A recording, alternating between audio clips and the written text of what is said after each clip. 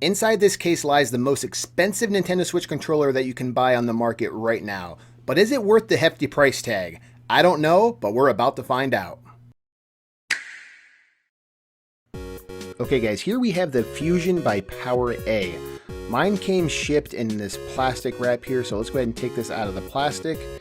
And the box feels extremely heavy. Like, it feels like there's something more than just a controller inside. Hopefully there is, because it's pretty heavy. I don't want it to be that heavy.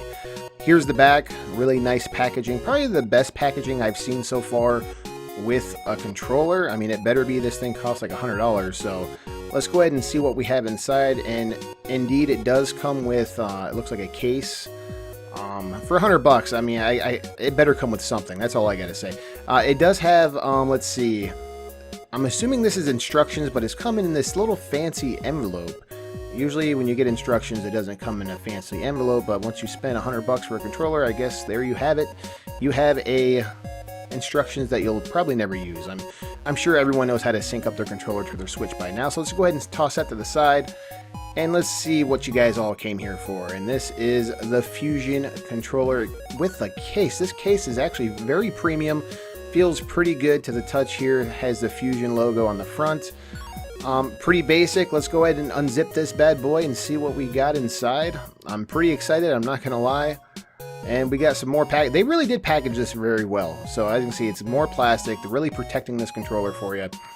It's got this foam with holes in it. Oh, it looks like there was some analog sticks that you can replace in here that was in there to keep them from moving around. So if you want to replace the analog sticks, you can. Has a really long USB-C charging cable, so that's always nice. Always nice. You can't have too many of those. I got so many of those laying around now. And it has this plastic piece. I'm not sure what that's for, but we'll find out here shortly. And right here on the under this flap, we have, it looks like a replacement for the actual controller itself. So you can kind of slip this on. Take the black one off, put the white one on, I guess. So we'll test that out here soon. So let's just go ahead and take this controller out of the bag and get to the meat and potatoes here. So right away, it feels very heavy. This is a very hefty controller. It's a breath of fresh air, because usually these controllers are light. This is heavy. And it's got these paddles on the back. I'm not sure if you guys can see, there is an audio jack there as well. Right underneath the D-pad, you can plug in some headphones if you want to. Let's go ahead and take this off. Wow, that just snapped right off. Really easy. Let's put the white one on here. And wow, it just kind of sucked it right in. So it must be using some magnetic feature to stick to this thing, because it just kind of sucked it right in. That was pretty satisfying. Let's go ahead and take this off. And let's put this on. Let's see if it does it again. And yeah, it just sucks it right in. So that's pretty cool. So they're definitely using some magnets or something to hold this down, which I really like. This feels really premium. This is a hefty controller. Now, one of the main selling points of this controller is obviously the audio jack for your headphones, and then you have these bumpers on the back here. You can map all these buttons using the button there on the front. So let's go ahead and take these off, because I don't really like the way this feels here. If you notice, that's a lot going on the back, and it just kind of feels uncomfortable. And you can actually take these off by just kind of like sliding them off, and they come off super easy. And that's probably how I would use it if I were going to use these paddles, because I only need 2. You don't need 4. 4 is kind of overkill here. And that feels pretty darn good. That feels pretty darn good. Now, how do these go back on? Hopefully I can get these back on. I have no idea. I did not read the instructions like you probably should. And I think they just kind of slide in here. Hold on. It's kind of hard to do this while holding the camera. There we go. It just kind of slides in there. And it felt like it kind of, there's magnets on this too. I think magnets help. Yeah, it just kind of like, I can feel it trying to grab it. Give me a second. I don't want to break it, that's for sure. And it's all metal, so yeah, there's like some magnets in there helping this too. So here, watch how easy this is. Comes off, and then you kind of slide it in, and then boom, it sucks it down. Very cool. Very cool. I've never seen that before. Usually the paddles feel cheap. This actually comes off if you're like me and you don't want those, and that's where this plastic piece comes in. You slide that on, and there you go. Now you don't have no paddles. If you're like me, you don't really use the paddles, you can get rid of it entirely, and this feels much better. I'll probably play it like this. So what do you guys think? That's pretty much it. This is the Power A Fusion controller for the Nintendo Switch. Very hefty controller. And I'm excited to try out the D-pad. It does come with this white faceplate if you want to go ahead and use that instead of the black one.